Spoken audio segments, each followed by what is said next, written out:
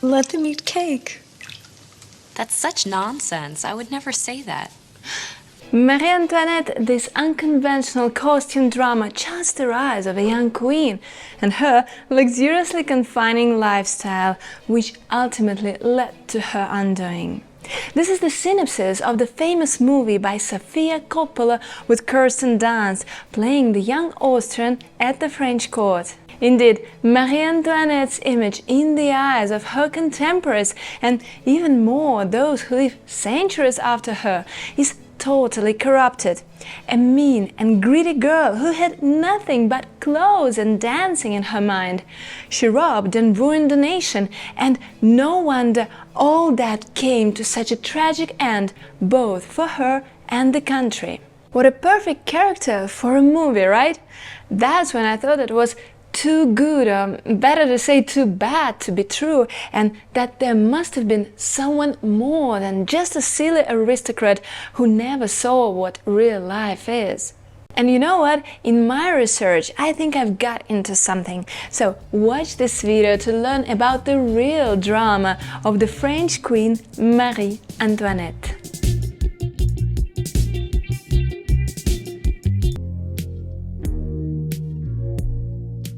Marie Antoinette was the 15th and penultimate child of the Holy Roman Emperor Francis I and Empress Maria Theresa. All the girls in that family were raised as, may I put it straightforward, well, like beautiful, exquisite flowers.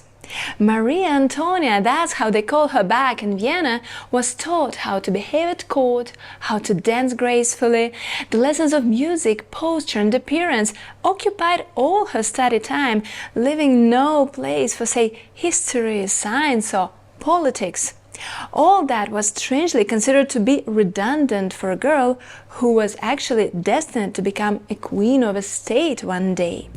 No wonder when she arrived in Versailles, everybody was amazed not only by her natural beauty, but by her grace, her sense of rhythm and beautiful lines in her dances, her light-hearted character and taste for fashion and refined food. And yes, it became quickly obvious that the 15-year-old Dauphine doesn't have her own opinion when it comes to politics. So she became an easy catch for the numerous intriguers at court who tried to use the future queen in backing their own agenda. Looks like the teenager Marie Antoinette was really shocked by the frivolous moral code of the French royalty. Coming from a loving family, no wonder she got surprised that the king, her new grandfather-in-law, is amusing himself with the former courtesan made countess. So it was easy to steer the course of her opinion and public behavior in the direction of open animosity toward the king's lover. On the one hand, this way she pleased some hard-boiled courtiers and old aristocrats. On the other, she provoked frustration with the king, the most important person at the court for everyone, and her in particular. It took the involvement of the Austrian ambassador, who strongly advised her to change her ways toward du Barry. Snubbing the king's favourite is publicly criticising the king's behaviour. Especially as your marriage, not exactly on solid ground. All right, she did. That's better. The king was happy, but the court smelled a rat in the Austrian princess. Yes, an important notion. When she just arrived in France, everybody immediately titled her with that nickname, the Austrian or l'Autrichienne in French. God knows why, there were foreign queens before her, but this nationality issue was stuck to her like with glue. Her French wasn't perfect at the beginning, and you know how French don't appreciate when you make mistakes when speaking their language. She preferred different food. Yet again, nowadays the puffy croissant and various viennoiseries have become the symbols of the French food culture. She was too young, too beautiful, too blonde, you name it, whatever. She was a foreigner, of course, but better to say, she was labeled as a foreigner, and all the facts and the steps she took were used to prove that she indeed wanted to sell France to Austria, which was obviously a foolish idea, yet the perfect pretext for the unjustified hate from the crowds. In fact, I guess I see the reason to this fixation on her Austrian origins. Back then, in the late 18th century, the European countries were going through another set of political turbulence. For example, Marie Antoinette's mother and her father, the Holy Roman Emperor, were accused of plotting a secret alliance with Prussia and Russia against Poland, which they planned to divide into 3 parts. All that behind the back of France. So there were certain tectonic movements happening on the map of Europe, and everyone sort of lived in anticipation of the next big war and a constant threat for their own country. In fact, the proper marriage of Marie Antoinette with Louis Auguste, the future Louis XVI, was designed to seal the political alliance between Austria and France and strengthen their position against the joint ambitions of Prussia and Great Britain. And then this secret plan to divide Poland comes into light. With this perspective in mind, we can better understand the reason why she was considered an Austrian spy right from the beginning. Even the royal family, despite having close blood ties and relations, considered her a foreigner.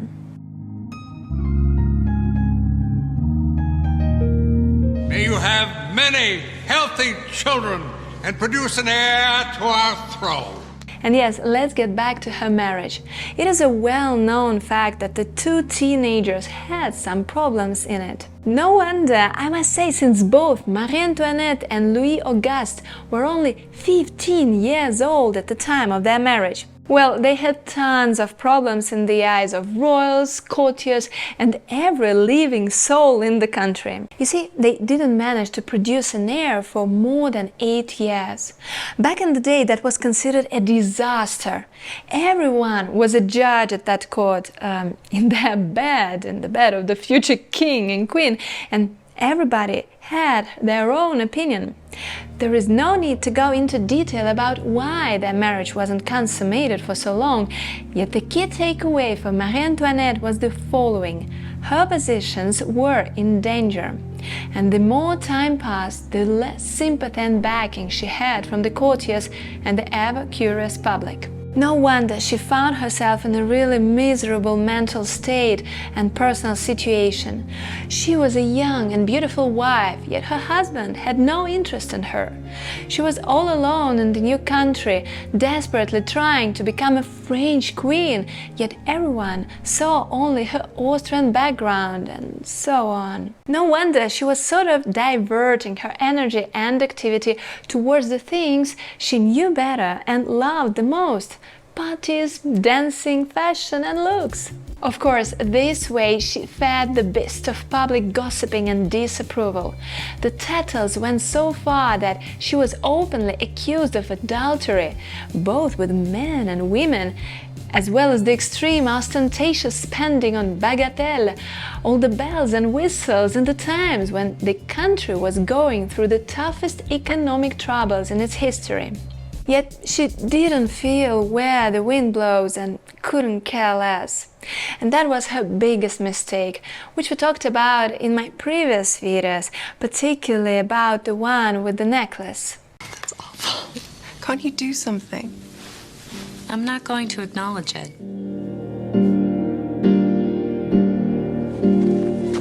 Welcome to my little village. I love it here. It's my heaven. Or take the Pearl of Versailles estate, the Petit Trianon and the Queen's Hamlet.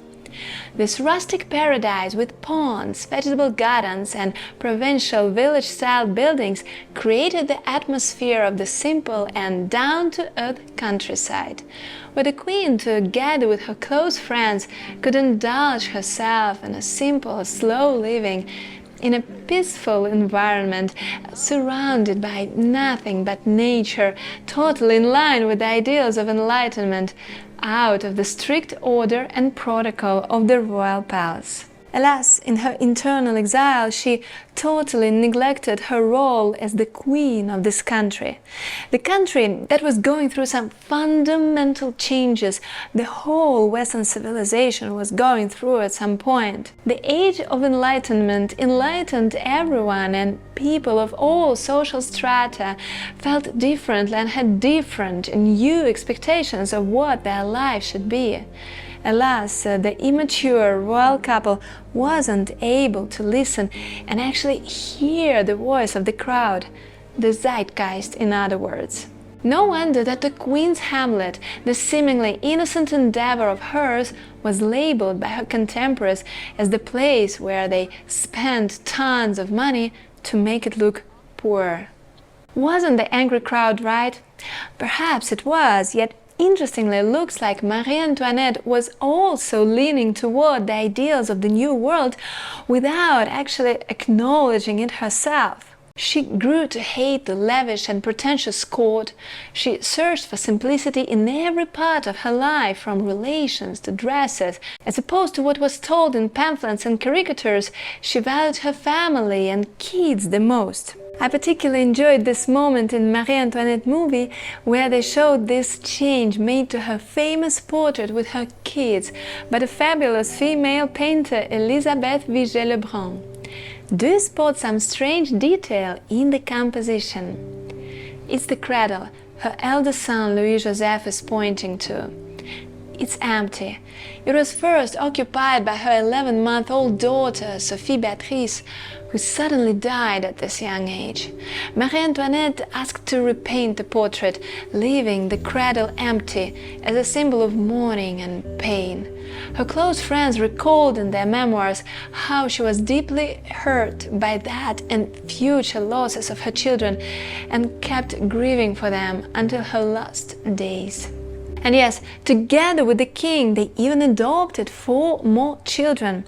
So it's amazing how she managed to keep that duality of her true self against her image in front of the public. Even her own mother started critiquing Marie Antoinette for her allegedly improper behavior and lack of political sense when it came both to local and international affairs.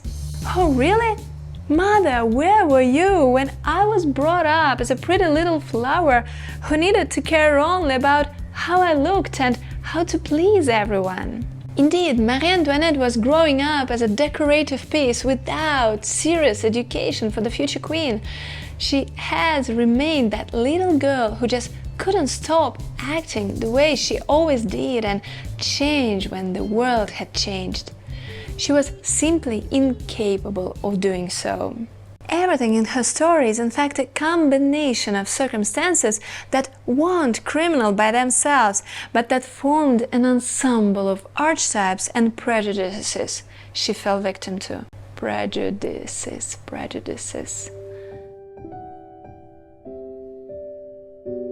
Her definitive drawback that she shared with the king was the failure to actually feel what was going on and adapt quickly. Somehow they seem to haven't understood the gravity of the events of the unfolding revolution and kept taking wrong decisions and making foolish statements. Alas, the outcome was brutal. They failed to flee the country. They kept naively dreaming of reinstating their rule. But for what? They didn't need those absolute powers themselves, yet somehow kept insisting on it, believing that their foreign allies would help them to win back France and counter revolution.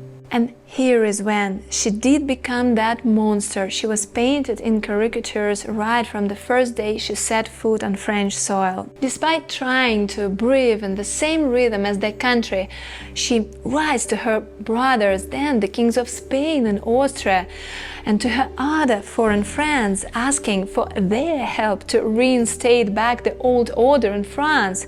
They ask for the troops to lead the counter-revolution and at the same time have nothing to put on the table as an alternative for their country. She just wants everything to be back her way, acting like a child and thinking of walking over everyone.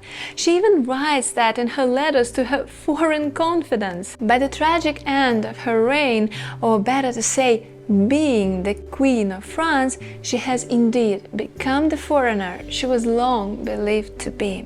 At the end of the day, the trap of absolute monarchy gave the king all the powers, and at the same time, all the paths led to the royal family when anything went wrong in society. And there and then, pretty much everything was going out of control. At the same time, it all doesn't justify the cruelty they faced, and they've been caught and separated with their small kids and put in prison, especially when it came to Marie Antoinette. The final trial was absolutely unlawful. The accusations were absurd and as if designed to feed the beast of the crowd anger. It wasn't fair, and her behavior and answers in the court even won her last sympathies of the Parisian public. Yet once again, that was too late. On 16th October 1793, the court jury proclaimed her the enemy of the French nation and sentenced to death for high treason. She in turn said she was nothing more than a wife to the king, and she had to obey him in every step he took. She couldn't summarize it better. That was exactly who she was, and obviously it wasn't enough for the role and the time in history she was destined to find herself in. The woman who had honors without power, the queen was executed the very same day, 18 days before her 38th birthday. Oh, and who were those notorious friends who surrounded her in scandalous rumors and shared her drastic faith?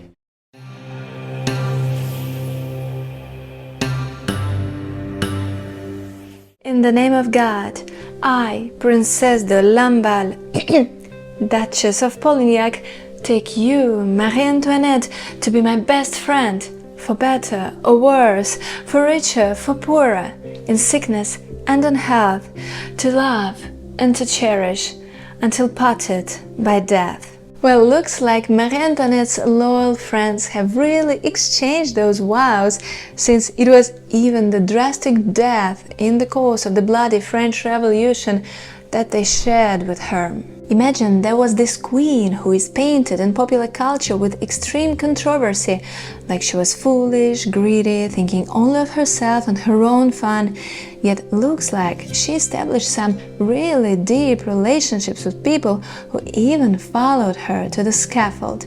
There must have been something in those girls and Marie Antoinette herself that they managed to maintain this true friendship. So let's now shed some light on her no less remarkable girlfriends, Princess of Lamballe and Duchess of Polignac.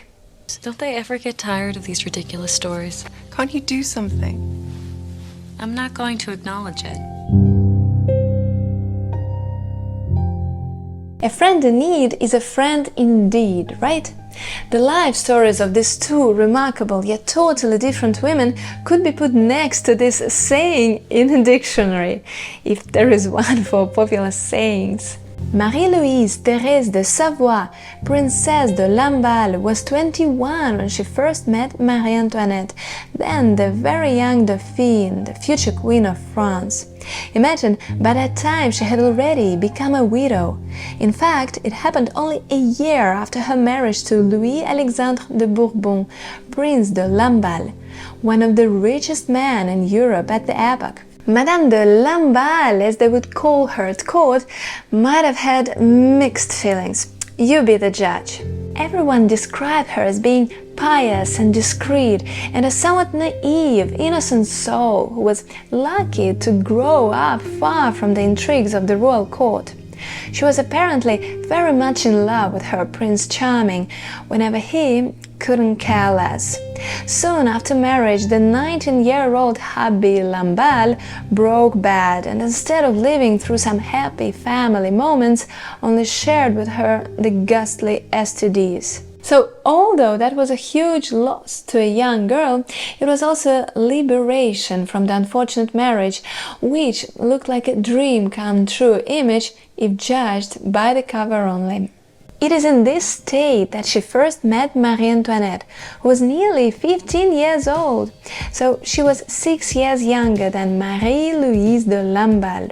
You see, Madame de Lamballe didn't have her own children for obvious reasons, so perhaps the still very young Marie Antoinette became a sort of a younger sister whom she cared for as if her own child. Marie-Louise was a stranger to court intrigues. She didn't have her own secret agenda.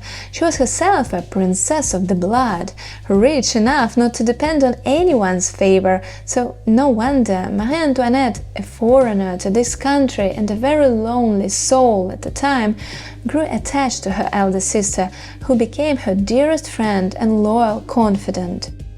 Well, you guessed already that this was unacceptable to the jealous and intriguing courtiers who actually weren't kind to Marie Antoinette when the Dauphine, and therefore felt out of favor when she became the queen. Now they all felt that their queen was too much reliant on her friend, whom she gave the highest ranking post in her household, and made her the superintendent of the queen's household. This promotion caused quite a stir at the court. There are a couple of reasons for that. Firstly, with this role, the princess was placed above all other women at court.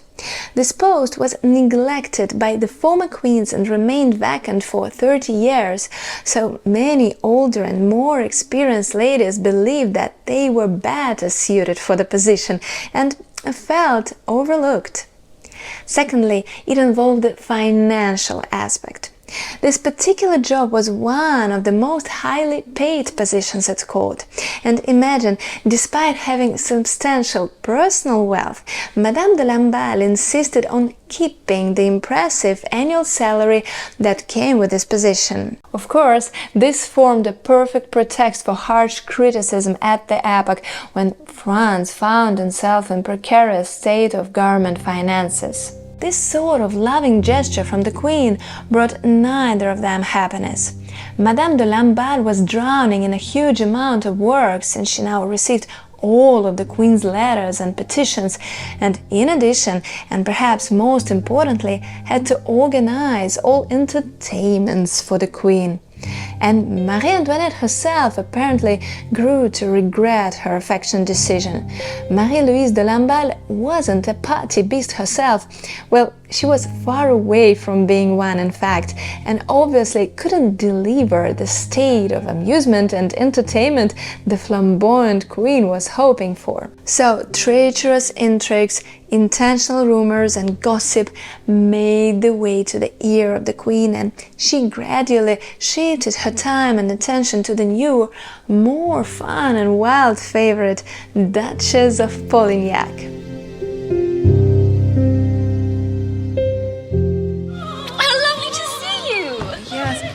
This is the Duchess of Polignac. Hello. Your Majesty. Yolande Martine Gabrielle de Polastron, Duchess of Polignac, was of the same age as Madame de Lamballe.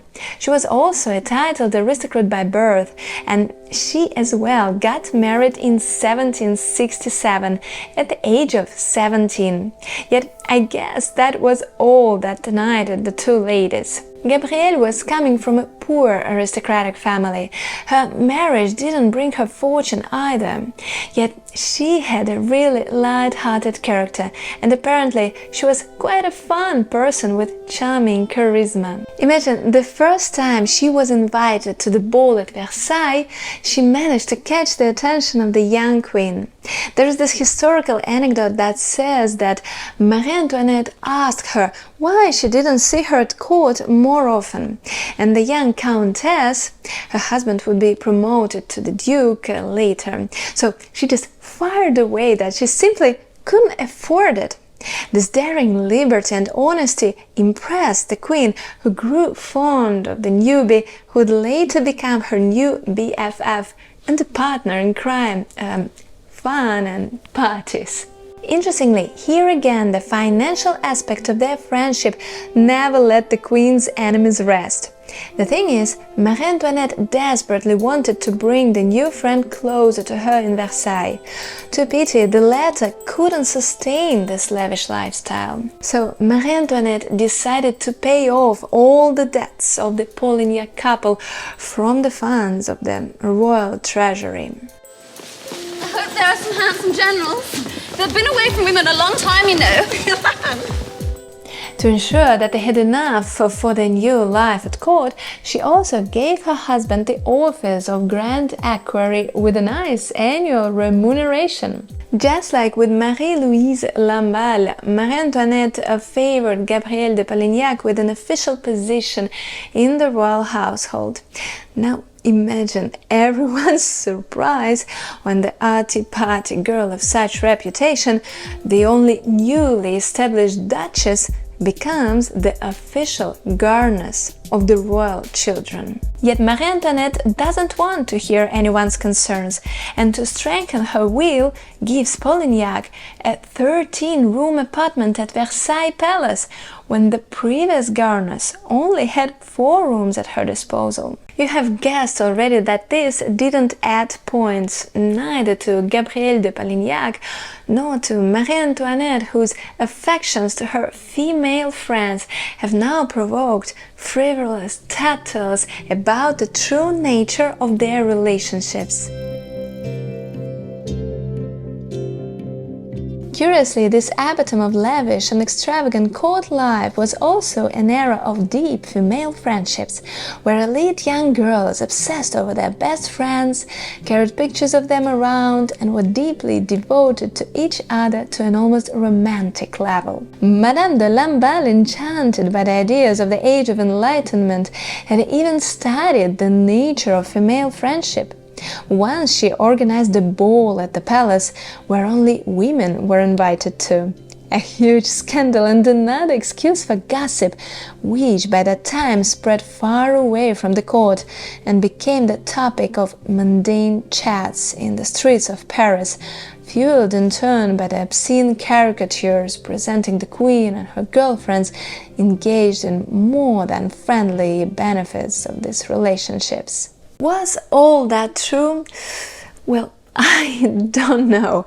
No one does for sure. You may say that there is too much smoke not to be a fire. Perhaps, yet still looks like this rumor, just like numerous other ones that surrounded the name of Marie Antoinette then and today, are a liberal exaggeration of her projected image, yet do not give justice to her true self.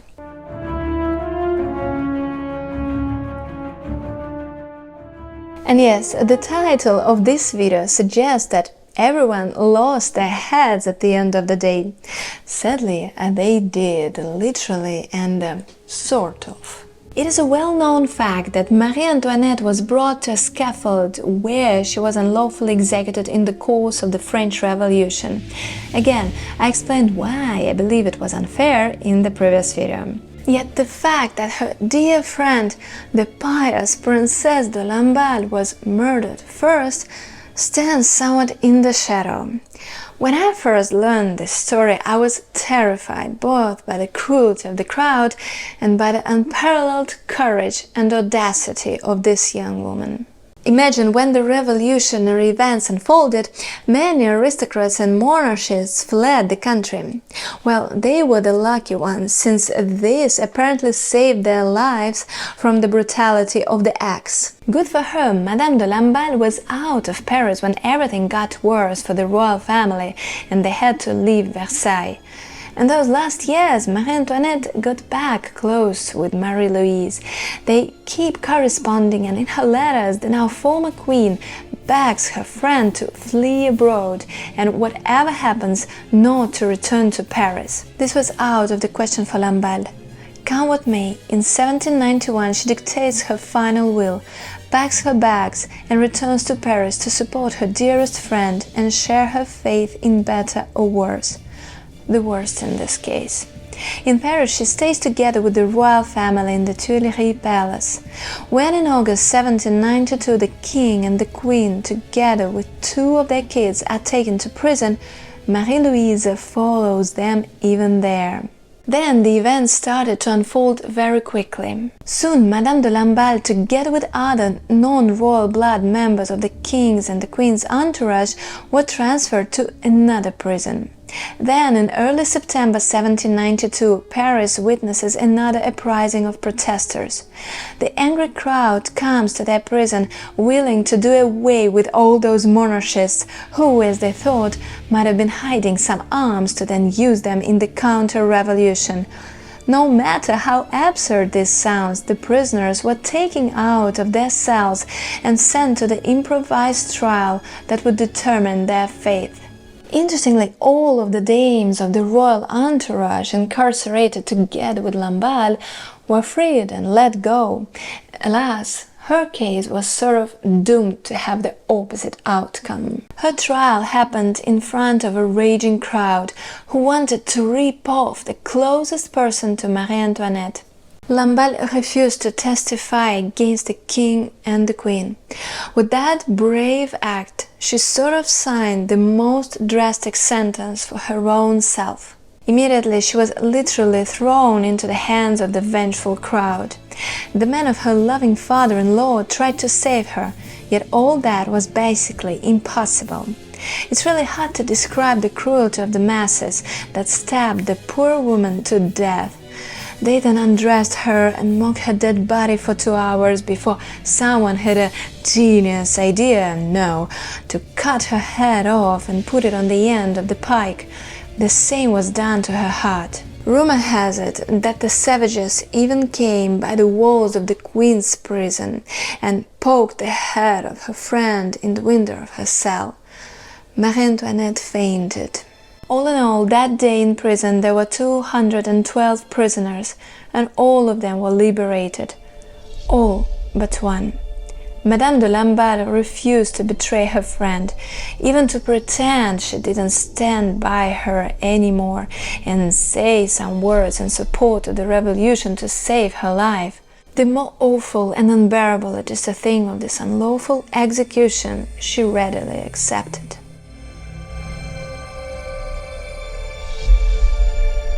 And what about the Duchess of Polignac? Well, she definitely was lucky, yet not dramatically. Just like shown in the Marie Antoinette movie, she listened to the prayers and obeyed the protective order of the Queen to flee the country. Together with her family, she lived in Switzerland, Italy, and by the end of 1792 she ended up in Vienna, Austria. They kept exchanging letters of support with Marie Antoinette up until the execution of the Queen in October 1793. Her friend didn't happen to learn how it happened. By the time Gabrielle Polignac was already on her deathbed, suffering from some unknown cause. Her medical records were lost in history. Her son felt that the drastic details of the Queen's murder would finish off his mother, so he protectively lied to her, saying that Marie Antoinette died of natural causes while in captivity. This was the last blow for the already suffering Polignac, and she died from sorrow a month later. That's what they engraved on her tombstone. So yes, luckily she hadn't lost her head at the scaffold, but she lost her mind and meaning of life and faded away together with her royal friend. What a tragic ending for all of them, right? Yet the point of this video is not just to tell you the story of their drastic fate. Although that is mind-blowing for sure, I was more fascinated by the powers of their friendship, which survived all that burdens and pitfalls and grew even stronger for those 20-something years. Once again, remember how they spoke about Marie Antoinette, like she was a foolish, hysterical, extravagant egoist who cared only about her own well-being. And yet, the friends she found in life stood by her side until their dying day. That means that she, in turn, was a good friend, worthy of that sacrifice. No matter the scandals, rumors, or damage to reputation, they didn't betray their friendship. Isn't this only a precious treasure and an evidence of a life well lived? Let me know what you think down there in the comments. Anyway, I must be off. It was lovely to meet you. Adieu, chéries. Au revoir.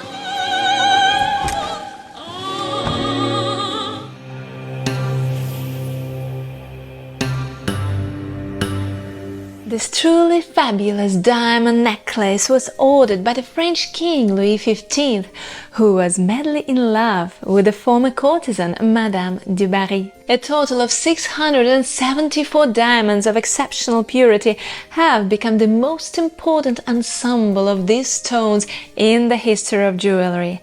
Alas, you won't see them in any museum of the world.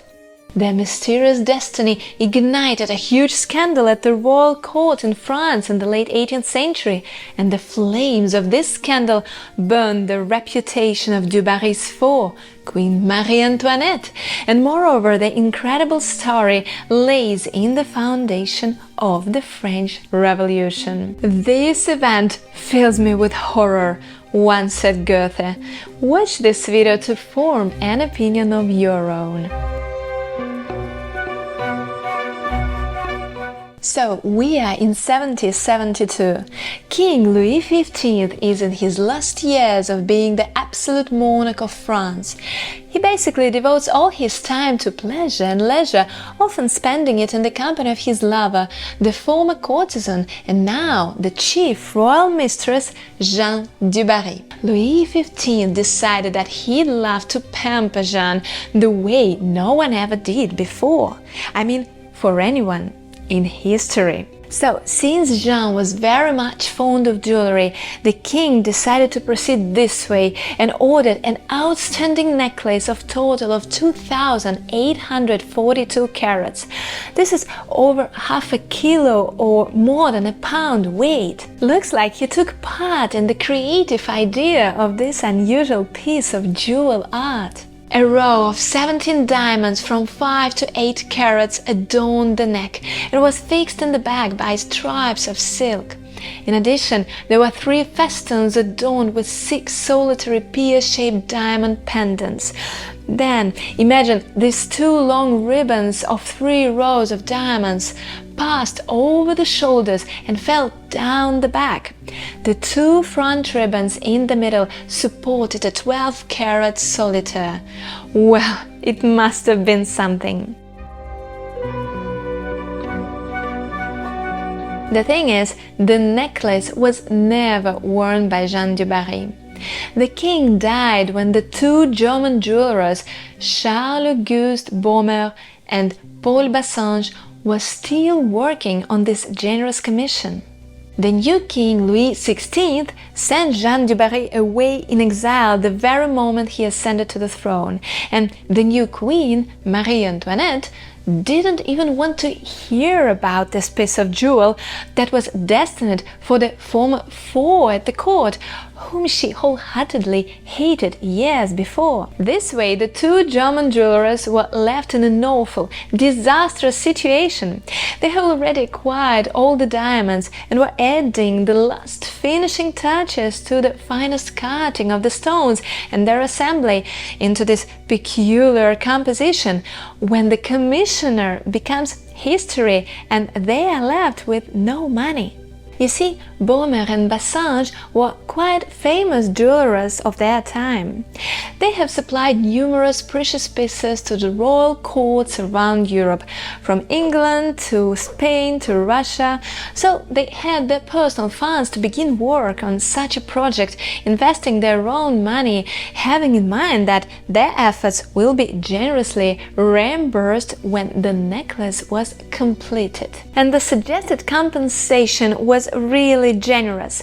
Records say the sum of 1.6 million golden livres, which could be a rough equivalent of about $30 million. Back in the day, one could buy 3 outstanding chateaux in France with huge pieces of land around each of them. Do you guess what happened next? Well, Obviously, they couldn't find a new buyer for such piece, and they were really desperately searching for one. Obviously, the first one who they offered it to was the new queen, Marie Antoinette. That was so naive. She called it a horse harness and officially declined the offer.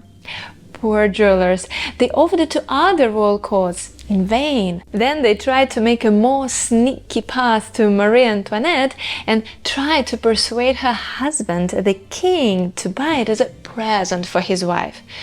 After the consultation with the queen, he once again refused and said that this money would better buy France a new ship. A small digression here. Looks like Marie Antoinette was really trying to save some money for the country and wasn't as a prodigal as she was painted by her contemporaries.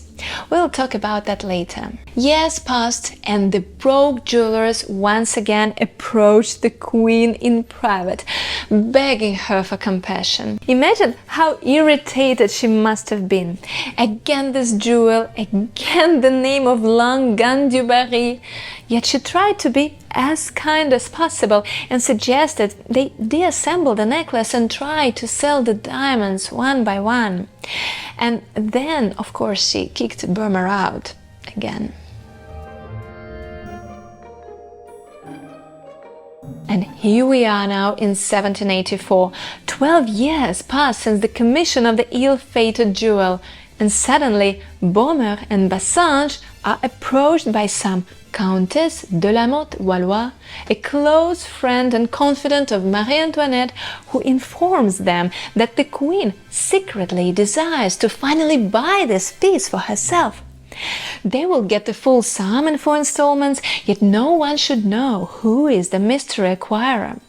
Hallelujah! The day has come. The impossibly happy German jewelers hand over the necklace to Madame de la Motte, and that's how the culmination of this story unfolds. Oh yeah, everything, absolutely everything in this introductory fable of de la Motte was a lie, even herself.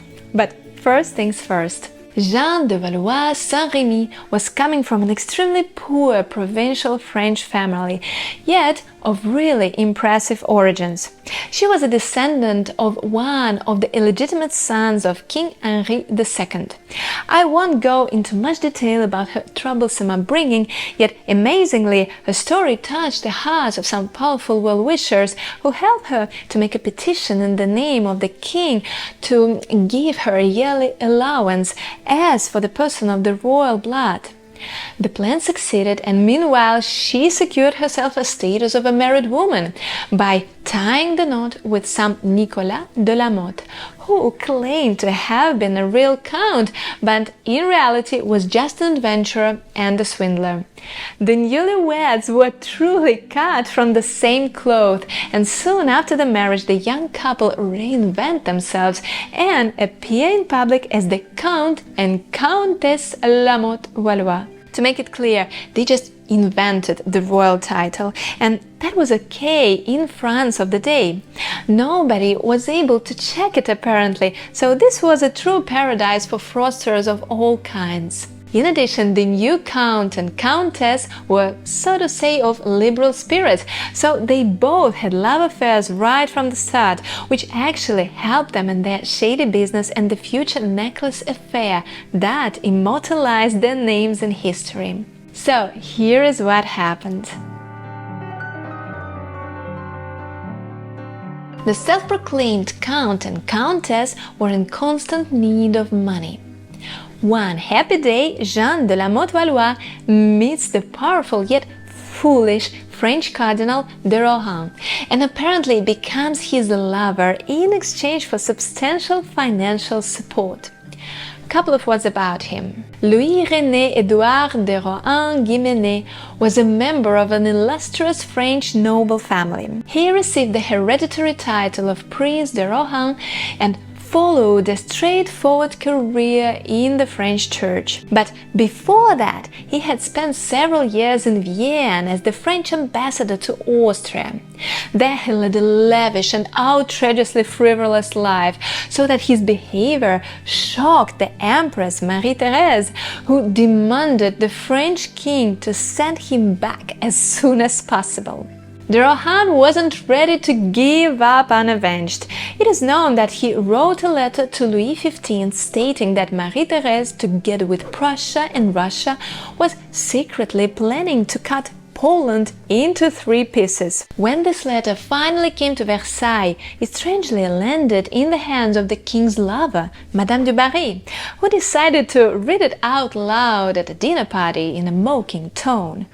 Marie Antoinette, then the Dauphine, the wife of the heir to the throne, was once again insulted by the former courtesan. No wonder she remembered the name of the guy who wrote this letter, de Rohan, who dared to scandalize the name of her mother, the Empress, and herself. Back in France, Louis-René de Rohan received the title of the cardinal and returned to the court of Versailles despite the protests of Marie Antoinette, who apparently hated him. Rohan, in turn, was desperately willing to cover up for his mistake with that letter and wanted to win back the favor of the new Queen of France.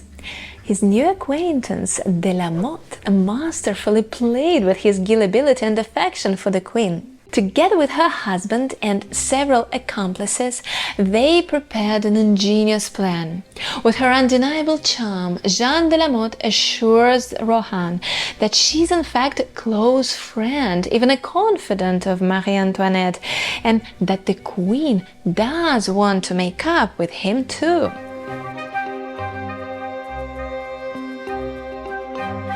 Here to the scene comes another lover of Jeanne and a family friend at the same time, Louis-Marc-Antoine Rétaux de Villette, who masterfully forges the handwriting of the Queen and compiles the fake letters from Marie Antoinette to Rohan, where she allegedly says how she secretly loves him and wants to become much closer than the court policy would allow. Foolish, right? Yet de Rohan tends to believe these fakes.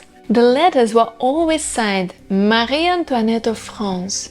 If only he had any chance to receive the real royal correspondence, he would immediately recognize the forger's mistake. The Queen never signed her letters like that. She always used her name only, and never this of France. She was the only queen in this country. Where would she put that? And moreover, she herself was of Austria at the end of the day. Nevertheless, to strengthen the impression made on the cardinal, de la Motte and Rétaux de Villette arrange a meeting with the Queen. For that purpose, they hire a courtesan, Nicole Légué, who was known for her strong visual resemblance to Marie Antoinette. At 11 o'clock in the evening, she shows up in the gardens of Versailles, dressed in a similar dress once worn by the Queen. Her face is covered by a veil in the darkness of the late summer night. You know what that means. You may believe that the past is now forgotten. She barely says those words when suddenly there appears Madame de la Motte, together with de Villette, dressed in Queen's royal livery, playing the valet of Marie Antoinette, saying that the queens-in-laws are about to come by. And the courtesan dressed like Queen disappears in the dark. The next day, de la Motte and Rétaux de Villette ensured that the cardinal received another letter from the Queen, being thankful for their brief encounter in the garden. Say no more, right? De Rohan was convinced that he was indeed corresponding with Marie Antoinette and was ready to swallow hook, line and sinker. De la Motte didn't waste time. As if on behalf of the Queen, she asked the cardinal to become a middleman in the purchase of the famous diamond necklace of du Barry.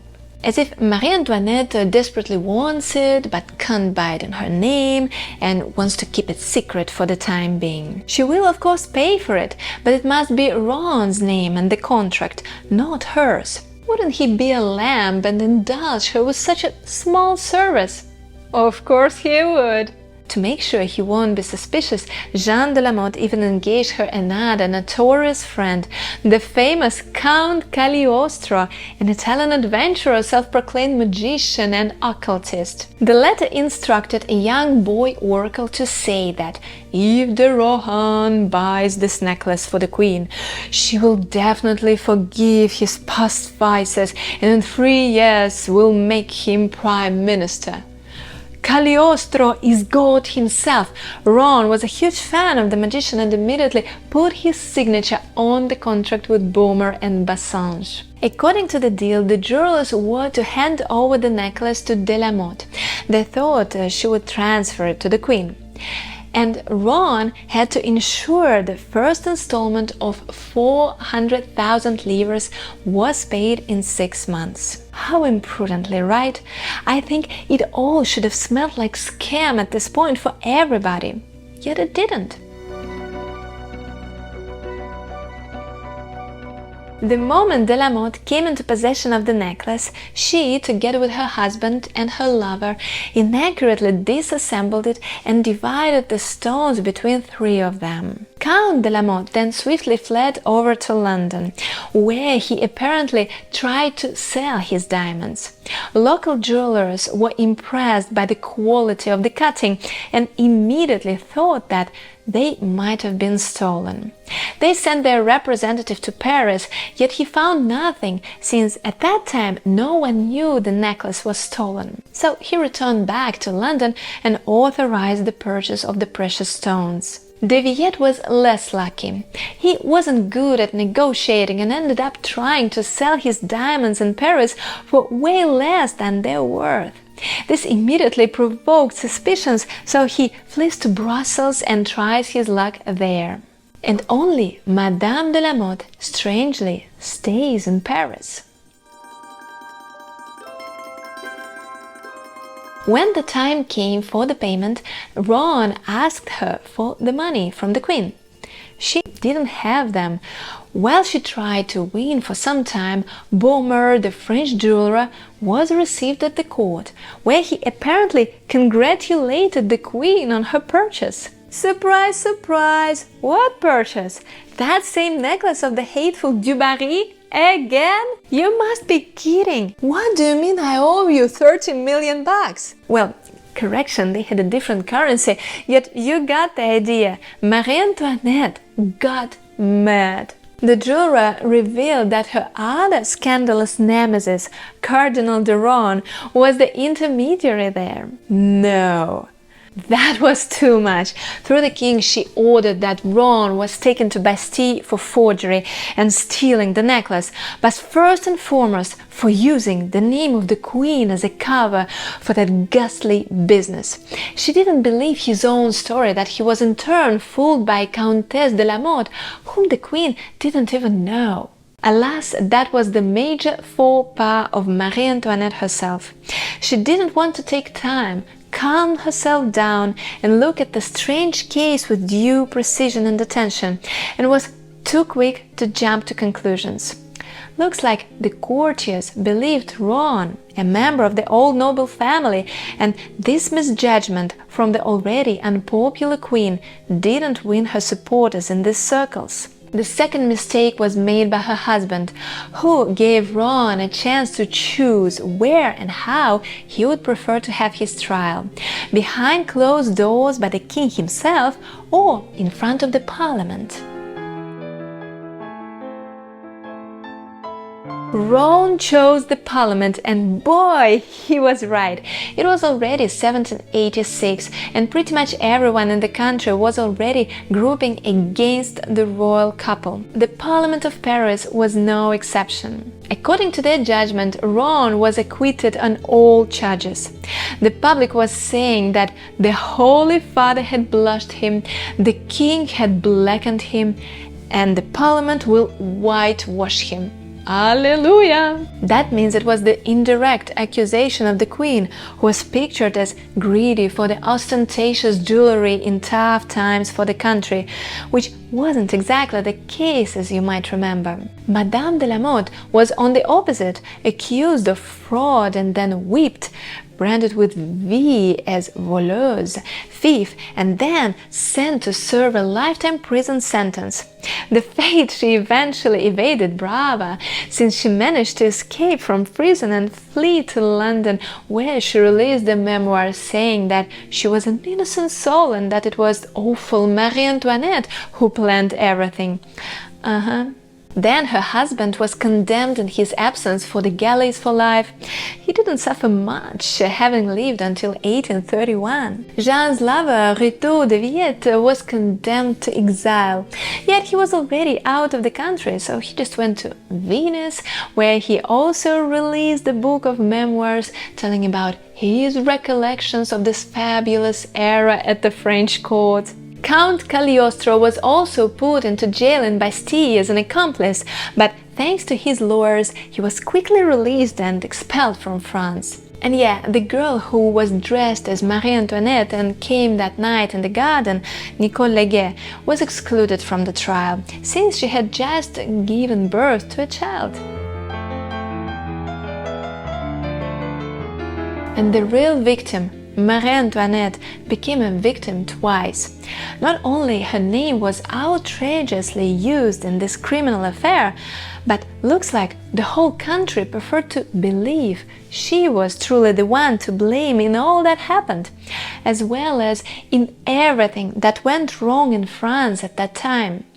Everyone turned their backs to Marie Antoinette. Ghastly, humiliating caricatures and pamphlets about her were circulating everywhere, despite the efforts of the king to lawfully protect his wife. Cardinal swindler, the queen implicated in the business of forgery, what filth on the crozier and the scepter, what triumph of the ideas of freedom.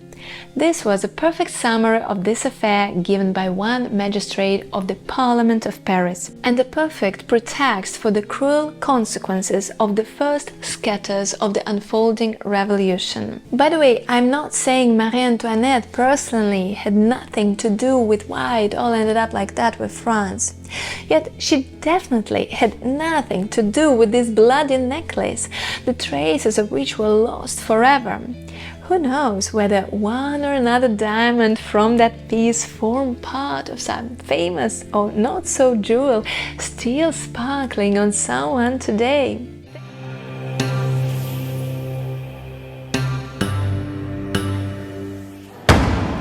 Sa Majesté, le Roi, la Comtesse du Barry. I was lucky to have watched the recent movie about the scandalous mistress of the French king Louis XV shortly after its premiere in France. And while everyone is talking about the truly historic role of Johnny Depp, indeed, imagine an American playing the French king in the French movie speaking French, and the overall questionable composition, let's put it like that, of the film itself, it thankfully still draws attention to a really remarkable female character that left the mark in the French history, the king's last and really outstanding mistress, Madame du Barry. Attention, the recent film with Depp and Maïwenn turned out to be over-romanticized version of the historically accurate live events behind these personages.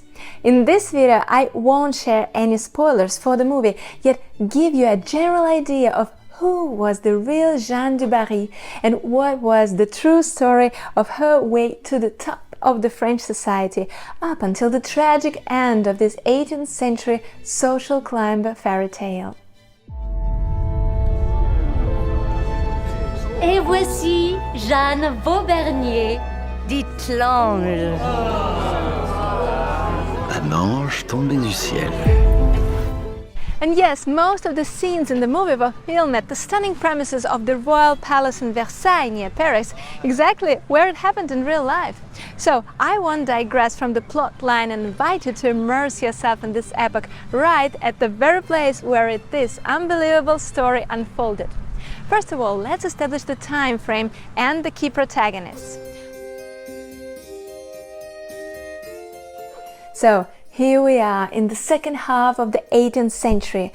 The European Age of Enlightenment is in full swing, and France is living through its last exuberant decades of absolute monarchy. Louis XV, the great-grandson of the notorious Sun King Louis XIV, has been on the throne for over 50 years. By the time he met his beloved mistress, he has already lost his wife, the Queen, Marie Leczinska, and his son, Dauphin Louis Ferdinand, and his previous favorite, who then became his dearest friend and confidant, Madame de Pompadour. He was quite a popular monarch at the beginning of his reign. Well, technically, he became a king at the age of just 5 years old, so in any case, it's hard to hate a child, right? He even had a nickname, Le Bien-Aimé, the Beloved, which was evidently omitted by the time of his death when he left the country to his grandson in almost pre-revolutionary state. Sa Majesté le Roi aimerait revoir Madame. Très bien. Quand cela? Maintenant, s'il est possible à Madame.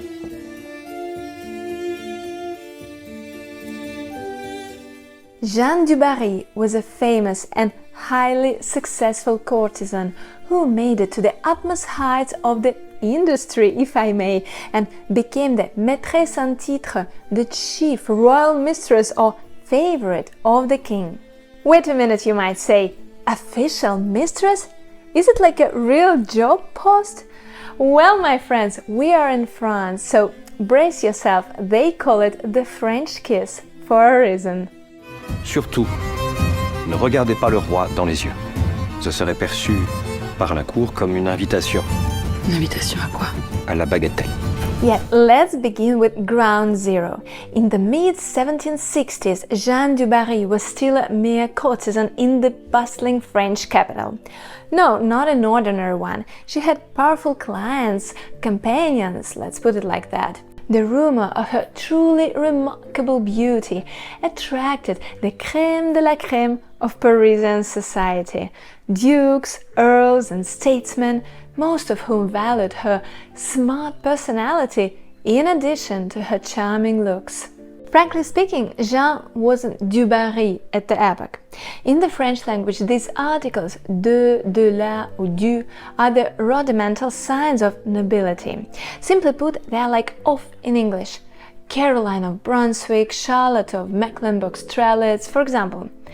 Back in the day, a de in the surname wasn't a rudiment and usually signified that the person belongs to some noble landowning family.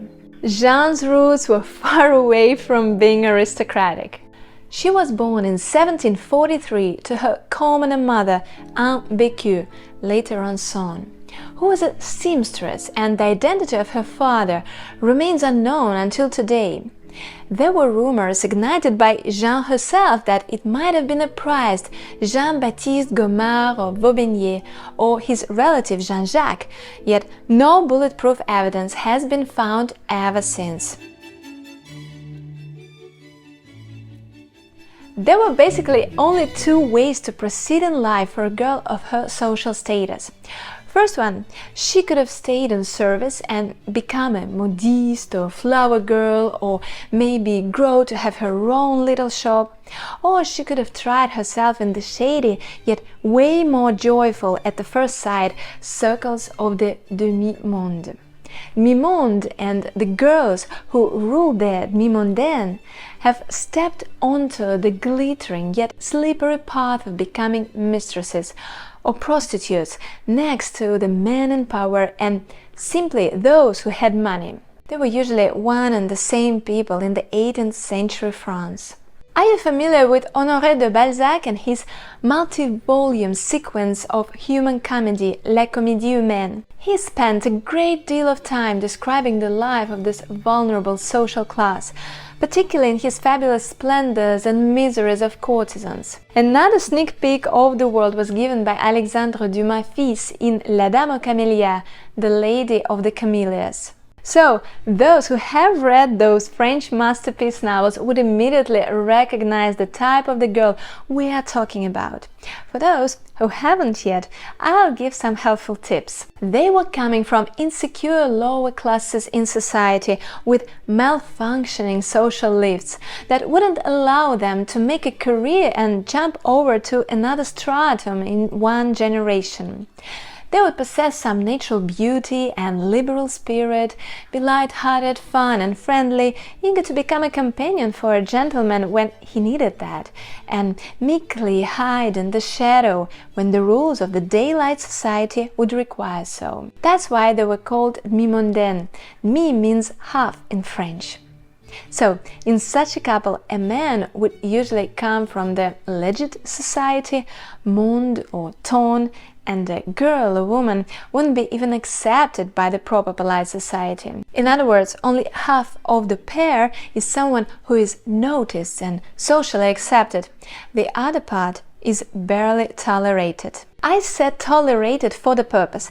In fact, it wasn't much of a secret that the majority of gentlemen would have a mistress or spend time in the company of several female companions in addition to a lawful wife. This was a sort of unspoken status quo, a bit uncomfortable perhaps, but a working solution to keep your image of a married person and at the same time indulge yourself in the wonders of Parisian nightlife. The key component here was money. One would have to afford that somehow. And that was the key performance indicator, KPI, for a successful courtesan. How much was she worth was a merit of her success in this field. And believe me, the best of them were the richest women in Paris.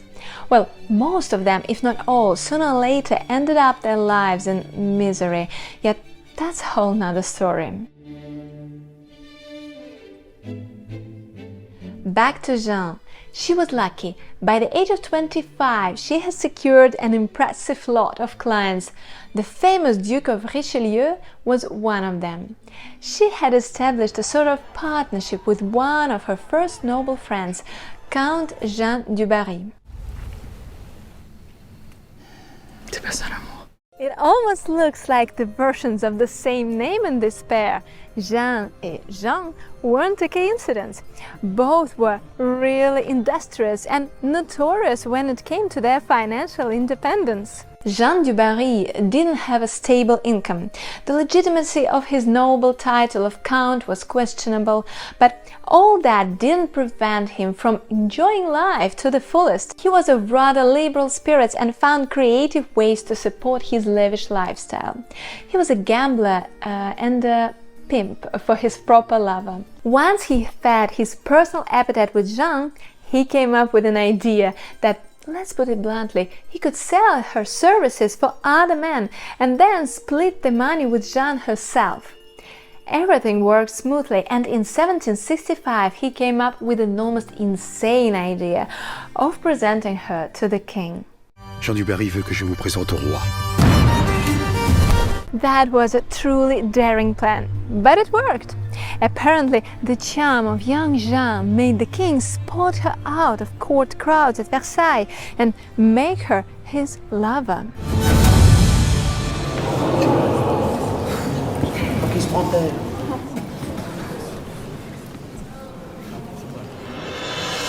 For those of you who have watched the film and will do that in the future, mark this difference. The real-life Jeanne was only 25 when she was presented to the king. The fictional heroine of My Wen is almost twice older. Up until this point, nobody in the royal entourage worried about the situation. Yes, a courtesan. Yes, at the court. Awful, disgusting, but okay, she's just a girl for a night. For 2 nights, well, a week. She will soon fade away, so we keep calm and carry on. Imagine the surprise of the crowds when Jeanne, the daughter of a seamstress, was nominated the official mistress to the king, or his favorite.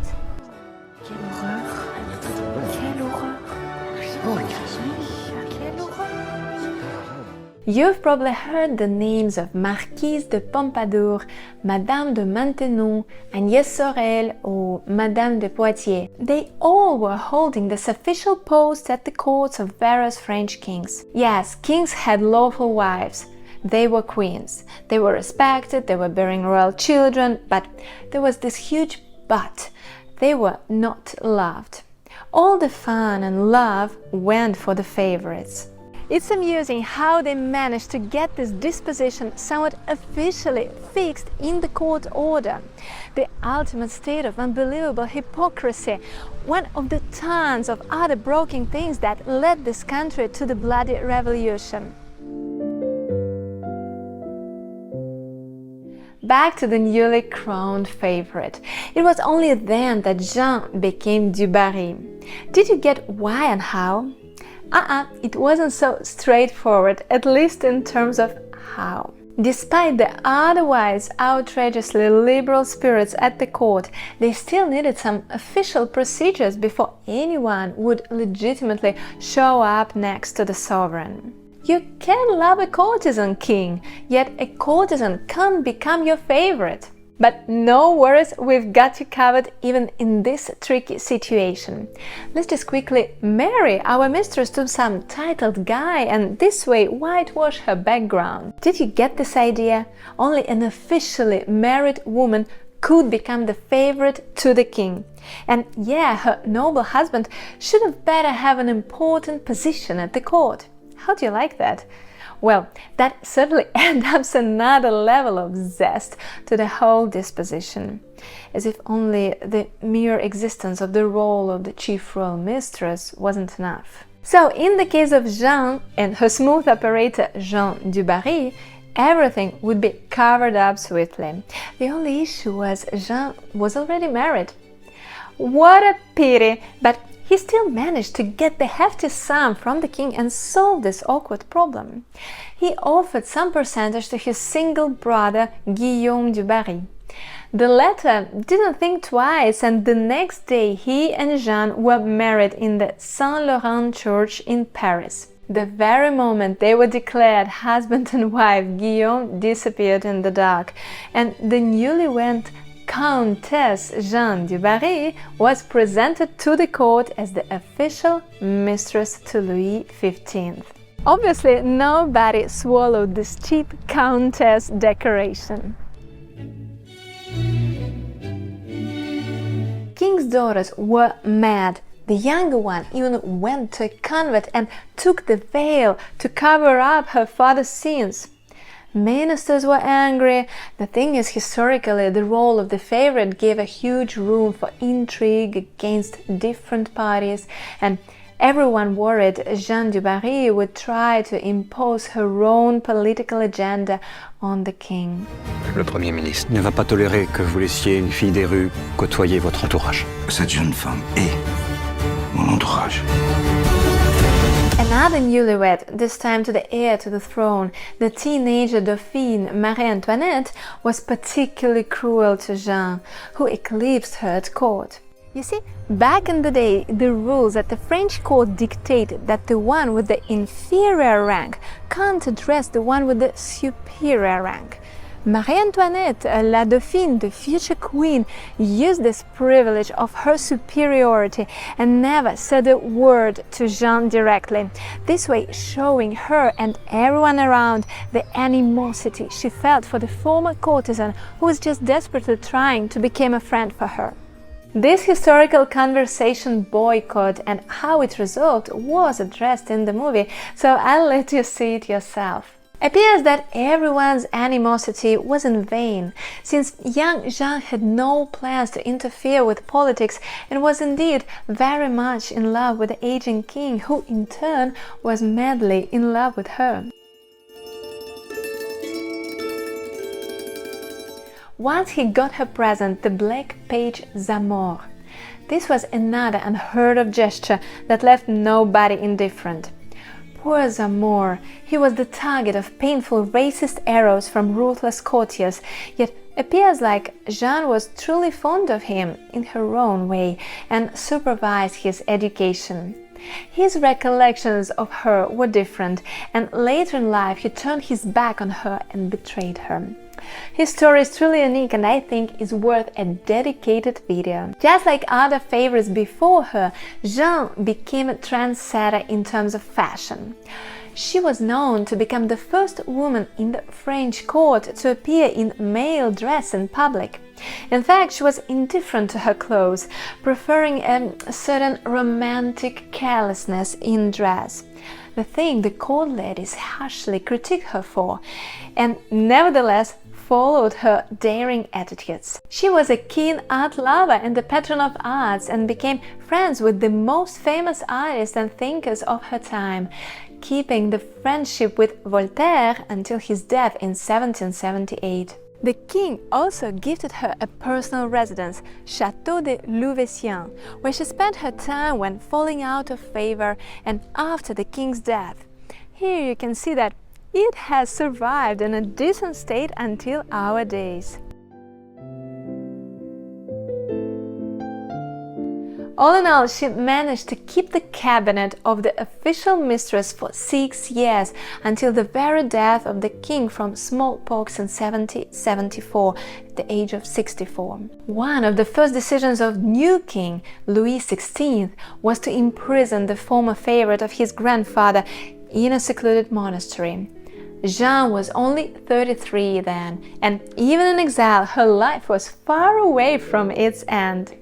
Despite her controversial past, she managed to make friends with the nuns and the abbess, and some of her former powerful friends at the court made everything to secure her release, so the new king, Louis XVI, had to surrender and let her out after about a year at the monastery. Jeanne was still very young, her beauty was apparently with her. She still had a beautiful chateau and some decent means of financial support she earned in the past. So the feast of life didn't stop for her. She got together with Duke of Brissac, who felt for her years before and patiently waited for his chance ever since. They say they fell madly in love, and overall Jeanne lived a happy and trouble-free life. However, looks like she never learned the basics of political intrigues and never paid attention to how the wind blows. When the first waves of the French Revolution unfolded in the late 1780s, she didn't flee the country and carried the same lifestyle she used to in the years of the fluff of absolute monarchy. She didn't consider herself an aristocrat, and the rebels seemed to have forgotten about her in those years, and she kept corresponding freely with some émigré monarchists who fled to England and other countries afraid for their heads. Eventually, she came onto the radar of the angry public, and following the path of her previous friends and foes at the court, the same Marie Antoinette, for example, she reluctantly climbed the scaffold at the Place de la Concorde in central Paris. Rumor has it her last words before the end were, "One more moment, Monsieur Executioner." That was the true story of the remarkable Jeanne du Barry. Her figure is veiled with mystery. Coming from nowhere, she made it to the top of the French society and claimed the most powerful female position at the court. Today they often paint her in feminist colors. I doubt if she really was one. She lived in another time when values and merits were counted differently. Yet one thing is unattainable there. She knew how to love. She knew how to make friends. She was loved and cherished, and she drank her joy of living to the last drop.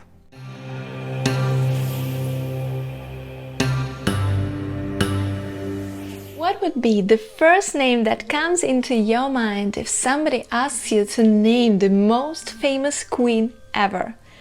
Well, you may think of now sadly gone Queen Elizabeth II, or her no less remarkable long-standing predecessor Queen Victoria, yet I'm sure the name of Marie Antoinette will still make it to the top 3. Her destiny is truly mind-blowing. A young beauty coming from Austria, she seemed to have everything to win the hearts of the crowd. Yet somehow they all turned against her, and that's how the famous and utterly cruel French Revolution began. No wonder it became a plot for the numerous cultural depictions based on her life. In this video, we shall look at the 8 most outstanding ones, from the oldest to the newest, and rank the best ones that are really worth your history-inspired evening. So, let's begin. Just like with every once real, now legendary personage of the past, the image of Marie Antoinette has been veiled with tons of mysteries, rumors, and pure inventions for the sake of drama. The same happens to the movies about her. The Oscar-nominated 1938 Marie Antoinette featuring Norma Shearer stands somewhere in the middle on the scale from pure fiction to historical accuracy. Curiously, it was in fact based upon the 1932 book about the Queen by the Austrian Stefan Zweig. Named Marie Antoinette, the portrait of an average woman, it became a perfect example of the newly changed opinion of the personality of the Queen and her true role in history. You see, during the reign of her husband, King Louis XVI, public opinion gravitated towards strong disapproval of the Austrian, as they called Marie Antoinette. This trend aggravated in the revolutionary decade by the end of the 18th century and more or less dominated the whole 19th century. In other words, back then, people used to think of her as an extravagant and foolish foreigner who ruined France. You see, I've never walked the streets of Paris, but I'm sure you could tell me something about that.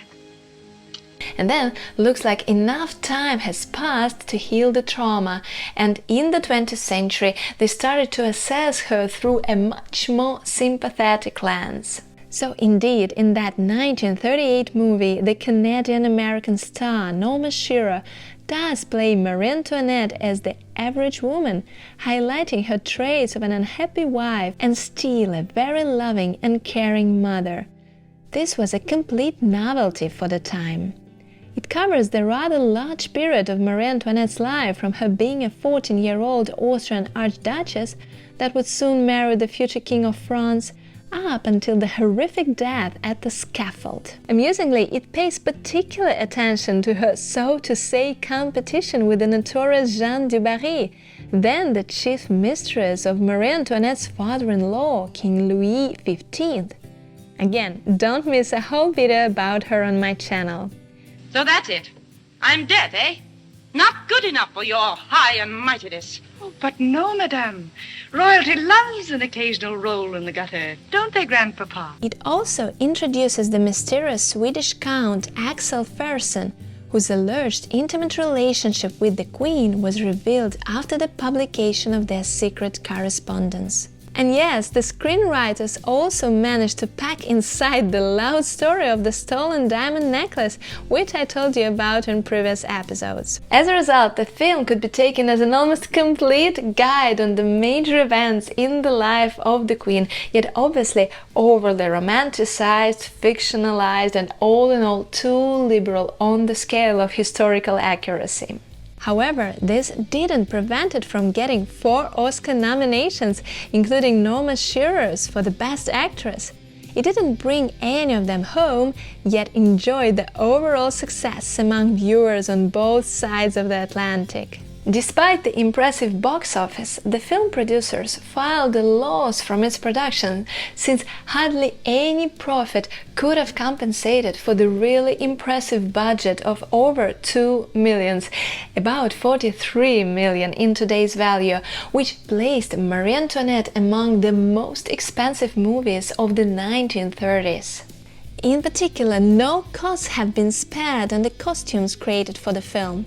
They have remained among the most expensive in film history ever since.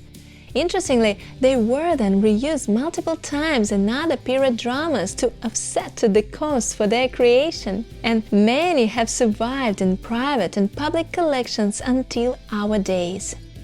Unlike several future productions, this first Marie Antoinette movie has even built its own Versailles and filled it with antique furniture imported from France. Well, not the entire palace was re-erected, of course, yet the main ballroom, for example. It is a rather amusing fact that spending on decoration and costumes that were brought in to enhance the historical accuracy of the picture, well, it all had quite the opposite impact. As a result, the movie had to remain in black and white, despite initial plans to make it in color, due to the lack of the already enormously bloated budget. Then, in 1956, there was this fabulous, yet now somewhat forgotten European film, Marie Antoinette, the Queen of France, featuring the shining star of the French drama, Michelle Morgan. Or Michelle Morgan. She was also engaged in Hollywood, so perhaps you are well familiar with her works.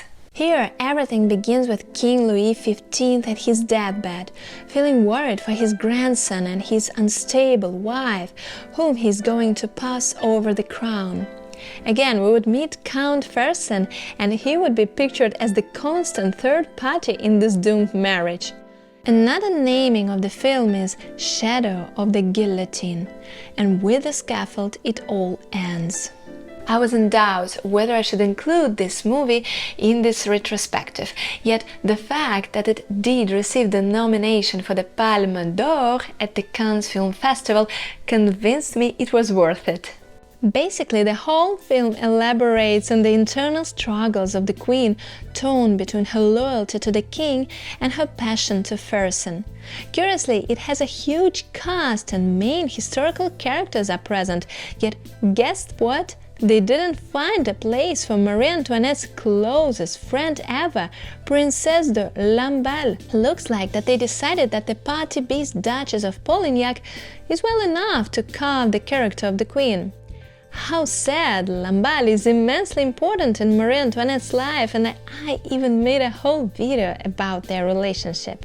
Let's now jump several decades ahead and have a look at the 7-hour two-part French-US movie La Révolution Française, or the French Revolution, which was released in 1989 for the 200-year anniversary of the French Revolution. Both parts were shot simultaneously and both in separate French and English versions. Amazingly, the role of Marie Antoinette was given to the celebrated British actress Jane Seymour, who was yet to become the crowd favorite Dr. Queen medicine woman. Have you watched that American series in the 90s? Oh, I did. When I was a kid, I remember being glued to TV with my granny when they aired these episodes. Back to Marie Antoinette. The very titles of the parts of this movie give a hint to the portrayed time period. The first one is called The French Revolution, Years of Hope, and the second, The French Revolution, Years of Rage. This way, it turned out to be a chronicle of the revolution from the calling of the État Général in 1789 until the end of the Jacobin Terror in 1794. Here again, producers managed to secure an immense budget of $50 million. Right now, it would feel like 2.5 times more. It made it the most expensive French film at the time. Luckily, the French government issued extensive support and even authorized the loan of army and navy units for the battle sequences. The critics generally praised the celebrated international cast and their acting, especially when it came to male characters.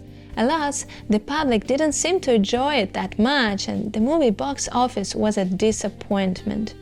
Nevertheless, it was still a rather accurate historical portrayal of the sequence of the revolutionary events and the life of the royal couple and those close to them at the epoch. I found it available on YouTube with English subtitles, and it certainly looks to be a rather powerful and solid production. That year, 1989, there was released another remarkable European incarnation of Marie Antoinette on screen, played by the German Ute Lemper.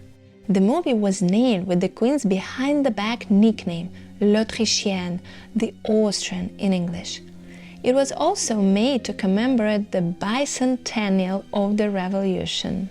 Unlike the previously mentioned pictures, this film concentrates on the last days of Marie Antoinette, showing her trial and execution. In fact, that is what makes the film a real gem. Its script is based on the real minutes from the trial of the Queen, so the movie turned out to be sort of a closed hearing with scenes of the trial and at the Conciergerie prison in Paris, with the addition of some flashback sequences. Film's director and screenwriters made an extensive research, and as a result we could enjoy a truly historically accurate plot and a very moving rendering of the real-life personages. The acting of Ute Lemper was particularly praised among critics, who often put it above Norma Shearer, Michelle Morgan and James Seymour.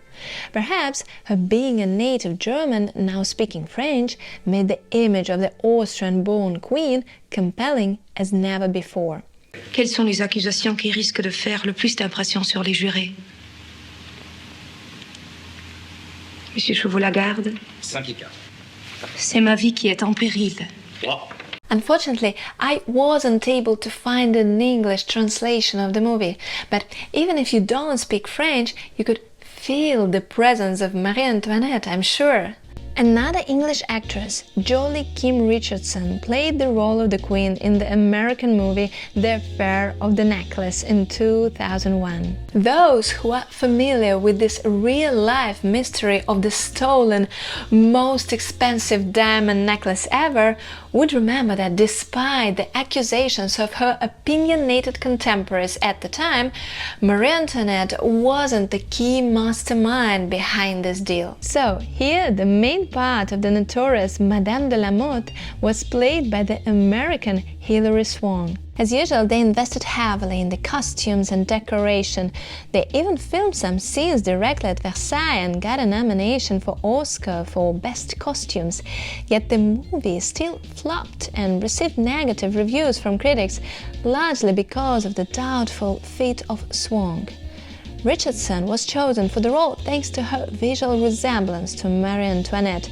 To tell the truth, I haven't found any particular accolades toward her in that role.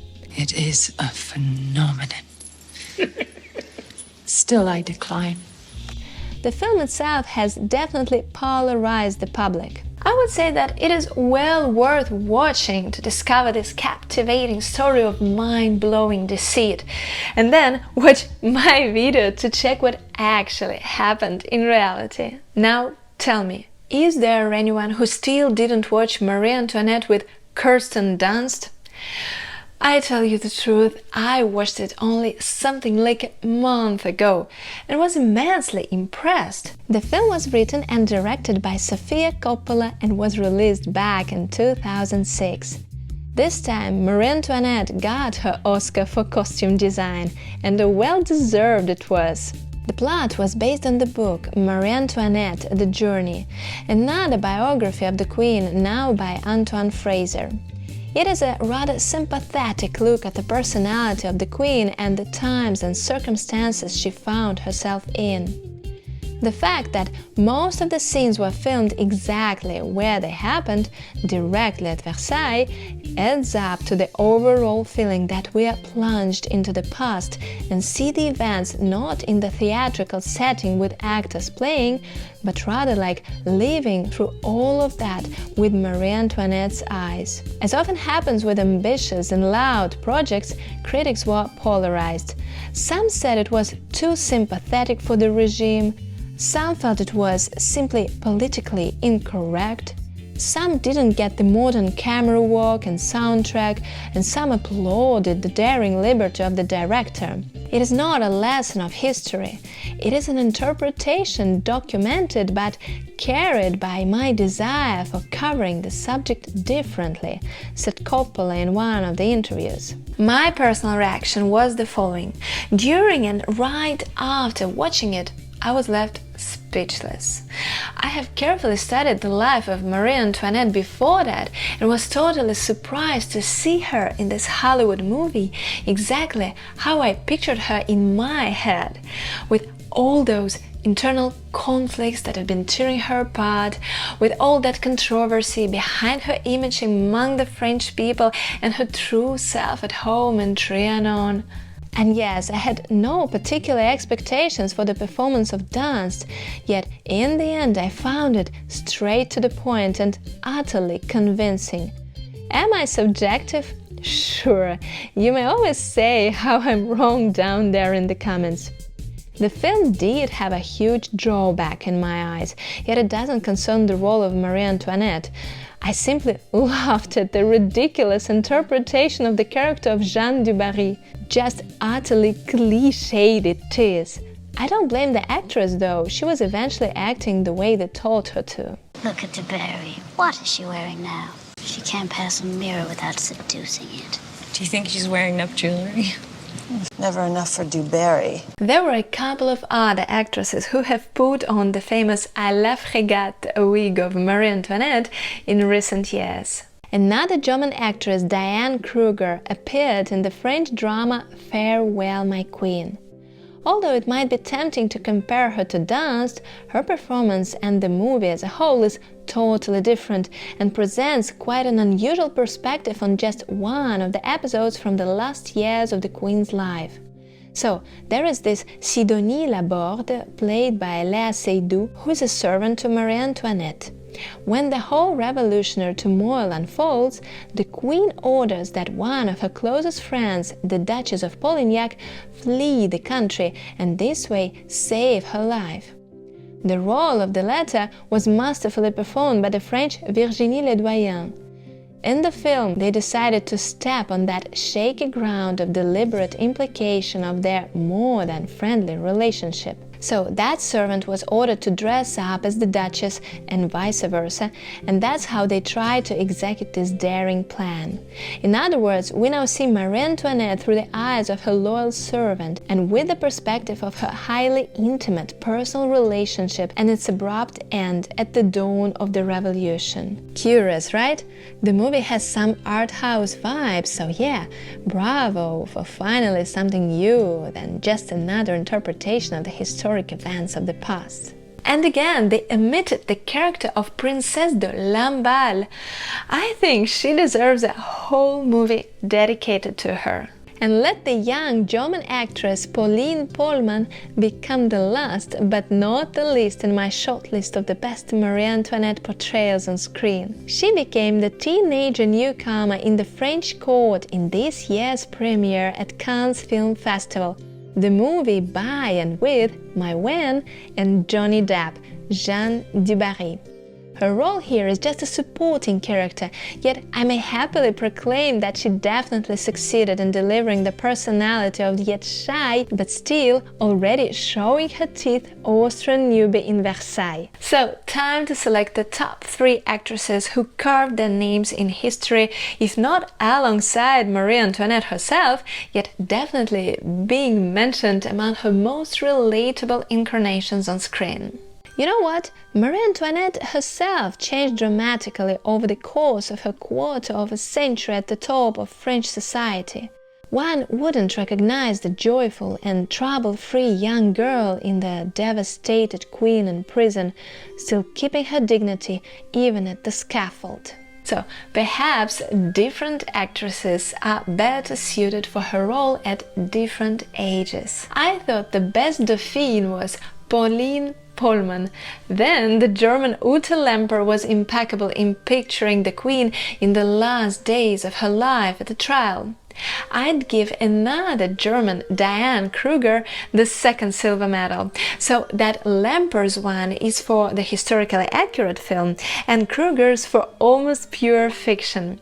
And Kirsten Dunst, in my eyes, managed to perfectly convey the gradual change in Marie Antoinette. In the beginning, she's a perfect girly Dauphine, then the desperate yet still joyful queen, dreaming and hoping for the best, yet sadly understanding that the odds are low. And would you agree with me here? Share your opinion in the comments. Have a great day. Bye!